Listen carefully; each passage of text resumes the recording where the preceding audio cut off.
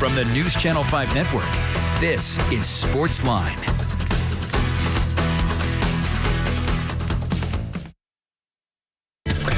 Hey there, SportsLine on your television. Steve Layman here with you. Glad you are here with us on this Wednesday night on News Channel 5. Plus, we are in the throes of March Madness. The SEC Women's Tournament underway over at Bridgestone Arena. Couple of games this afternoon. It's the next big event here in Nashville. Obviously, we had Pekka's jersey retirement last week. We had the Stadium Series over the weekend. That coming after having the NFL playoffs last month. Now you've got the SEC Women's Tournament here in town. First time in 4 years that the Women's Tournament is back. Of course, the Men's Tournament now locked up to be here every year through 2035 coming back next year. So a lot of SEC in Nashville over the next decade or so. But the Women's Tournament is back and it got started with a bang this afternoon. Vanderbilt with an 85-69 win over Texas A&M. Second game of the afternoon, Alabama a winner over rival Auburn. So both of those teams move into round 2 tomorrow. But for Vanderbilt in particular, it was the best performance of the season for Shea Ralph and the Commodores. Vanderbilt came out like a house of fire in the first quarter. Ayanna Moore had 14 of her 18 points in the first 10 minutes. Vanderbilt seemingly hit every shot, and the Commodores led 29-10 at the end of one quarter. They stretched that lead out a bit at halftime. A&M made a bit of a run in the third quarter. Big afternoon, 23 points, 5 threes coming from Vanderbilt on the perimeter. And then Jordan Cambridge is the real story of the afternoon because she was incredible. And she ended up logging the first triple-double in Vanderbilt's school history. She had 13 points, 15 rebounds, and then an assist in the final minute gave her 10 assists. And the Vanderbilt bench erupted about that. They were all fired up for her and fired up for the victory because, as Shea Ralph said after the game, she knows what it's like to play in March. She knows what it's like to win in March from her time as a player and as an assistant coach at UConn. She was a part of 18 conference tournament champions. She was a part of 7 national champions. So this is her time of year. And today, in her very first game in the postseason at Vanderbilt, the Commodores deliver an absolute gem, and they move on into tomorrow and round 2 against 5-seed Florida. The other thing that happened, by virtue of the Vanderbilt win, is it meant it was the final game ever in the storied career of Texas A&M head coach Gary Blair. Unfortunately, it's going to go down as probably the worst season he's ever had. It's just going to be the second time in 37 years that he's going to have a losing record for a season. But overall, 852 wins, 15 straight NCAA tournaments to end his career up until this season, and of course a national champion back in 2011 at Texas A&M. Gary Blair, an absolutely classy guy, and unbelievable winning career. Certainly had an impact on Shea Ralph. You'll hear her talk about that as well here in the coming minutes. But a big win for Vandy and a big win for Shea Ralph because they hope to build on this starting this weekend. They want to make this run last as long as they possibly can.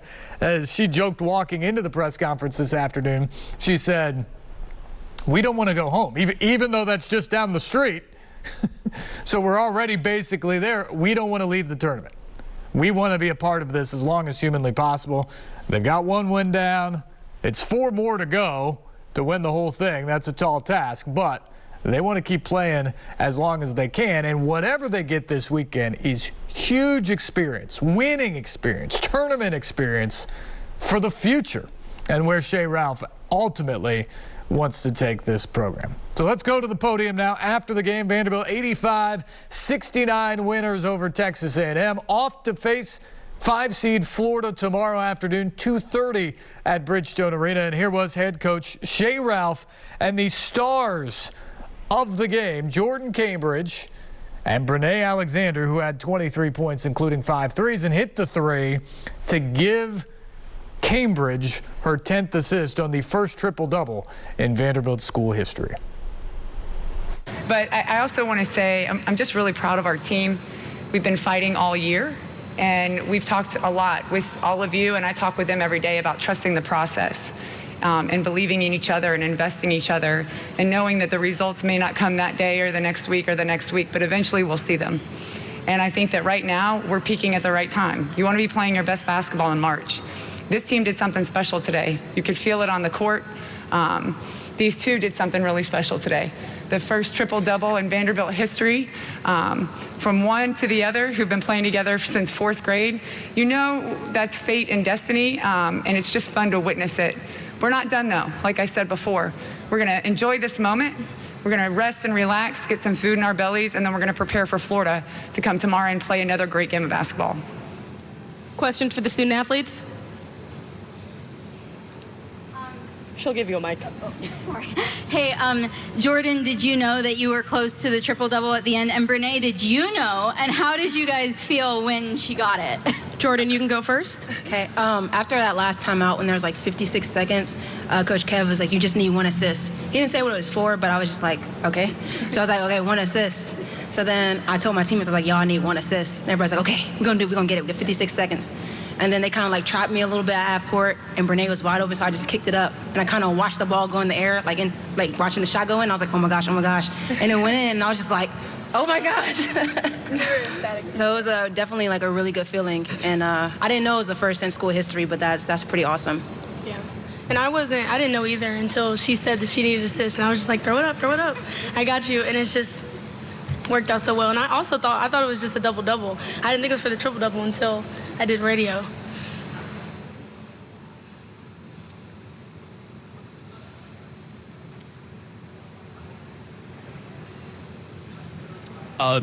For, I guess, Jordan and Brene, during the first quarter when you all went on that huge run, it just seemed like the bench was going crazy, and, that was one of the best stretches you all have played all season. What was that feeling like, just, getting up and down the court, scoring 29 points, I think, in the first quarter, and everyone was going nuts?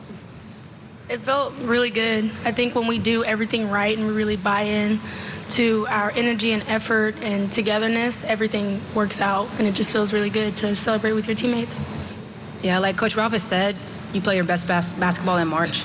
And in the moment, I didn't even realize we scored that many points. We were just kind of going, and I didn't realize until the quarter was over, and I just kind of looked up. I was like, oh, wow. But I was like, okay, we still have 3 more quarters, so that was really good, but we got to keep doing it because we have 3 more quarters. Yeah. So we had to try to keep that same intensity for the rest of the game.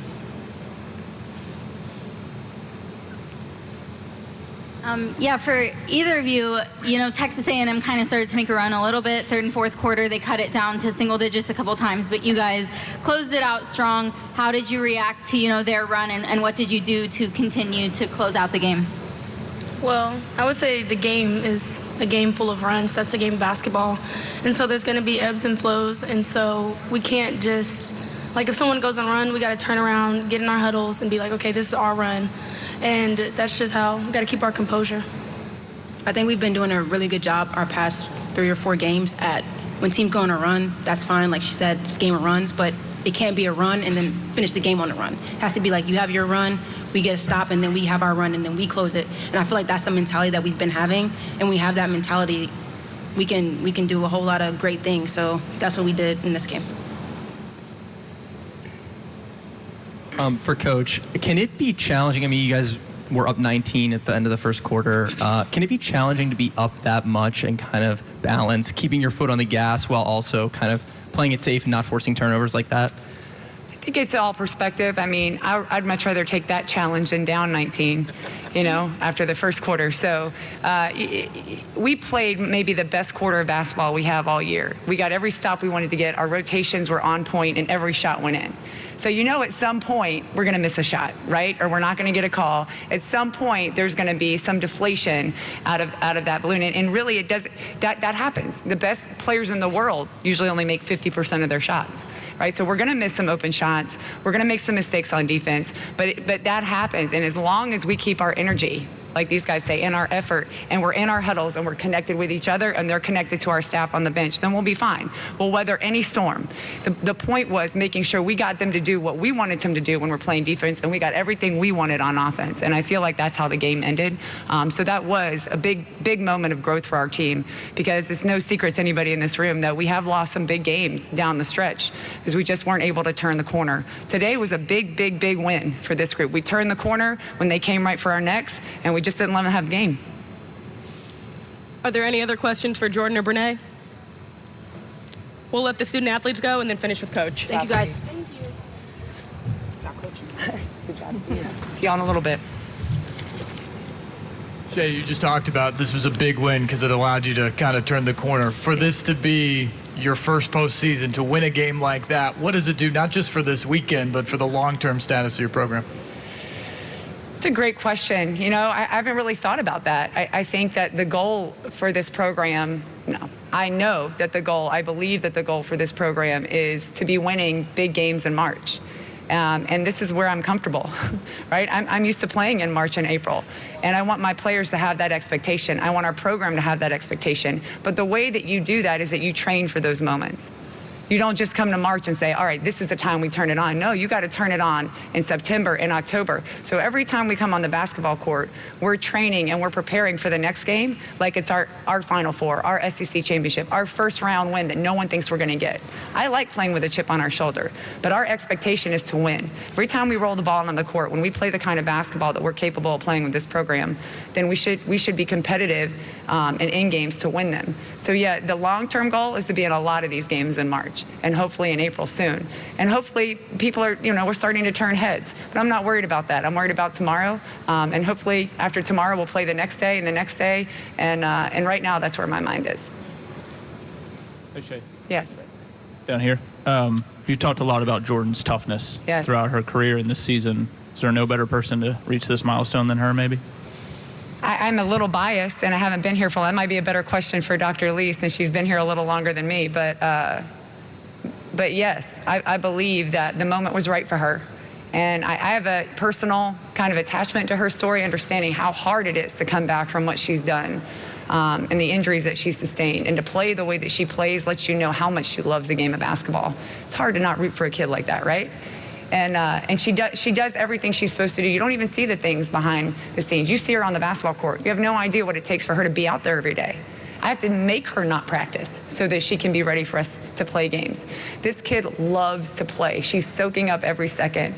And anytime you can witness somebody like that do something special, that's a piece of history I want to be part of.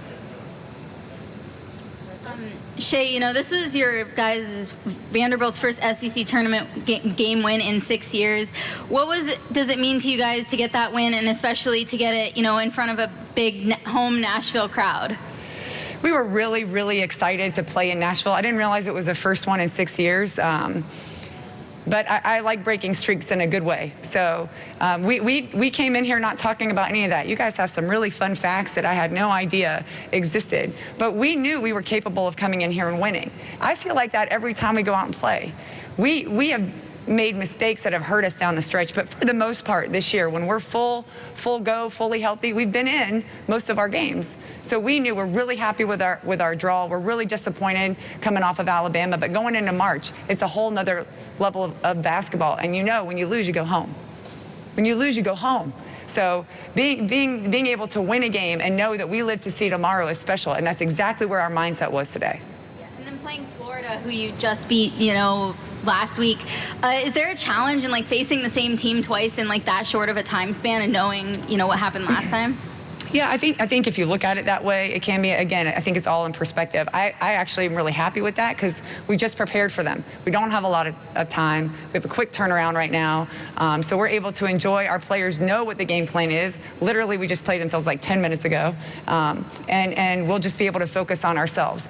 And in March, really any game, but in March especially, it's going to be making plays down the stretch, right? So we'll prepare like we do for every game, but it's going to be about us. Got another fun fact for you. Oh, let's hear it. Sasha Washington, I guess, has 3 straight double-doubles. It seemed like she was really a presence early in the game when you all made that run. How have you seen her improve throughout the season? Leaps and bounds. I think she had 23 and 13 in our last game, and it was a loss, and she was inconsolable in the locker room, inconsolable. And one of my assistants went up to her and she was like, hey, listen, it's huge growth right now. I didn't think you would have 23 points on the season. So we're going somewhere, but it made her laugh. That kid is really hard on herself, but that's a great sign. So she always wants to do more to help us win. She always thinks that there's more that she can do to help us win, and that's driven her improvement this year. You're gonna see a lot from her. You're gonna see her get a lot better really quickly because she loves to play and she wants to get better and she wants to help her team win. Any other questions in person? Go one more there, and then we'll take the questions on Zoom. Yeah, I saw that you kind of shared a hug with Coach Blair, after the final buzzer. What do you think of just his career? He's done a lot there. He really has. That's such a tough question. It's hard to put such a special career and a special man in words. And I know because I've benefited from what he's done as a player and as a coach. What we're experiencing right now is because of coaches and people like Gary Blair. He's laid the foundation for the growth of this game, for me to be able to be where I'm at and have the resources that I do and play in a tournament like this at Bridgestone Arena, and for my players to be in the best conference in women's basketball. That's Gary Blair. He's been doing it for a long time. There's a lot of sacrifice there. I have so much respect for him. I hope he gets some rest and relaxation. He said he doesn't know what he's going to do. That's what he told me. So I might invite him to a practice or two and see if we can get him to hang around for a little bit longer. Very similar to his question. What was it like at the end of the game with Coach Blair in his final game and kind of some of the reactions you had at the end? He's such a great guy, and I just thought about today even, in my coaching career and as a player, I remember him. So this is his last game potentially, and I'm on the other bench as the head coach, and I remember as like an assistant that no one knew, I sat in the stands at a random high school when I was recruiting, and Gary Blair talked to me for like 45 minutes. I don't think anybody in the gym knew who I was, and he's talking to me about coaching and staying in and contributing to the game, and he's so happy that I'm in coaching. He didn't have to do that, and he probably doesn't remember it, but that's the kind of person that he is. And it just, I remembered that moment, and then I wanted this to be a really special tournament for him, but also wanted to win. So hopefully he felt both.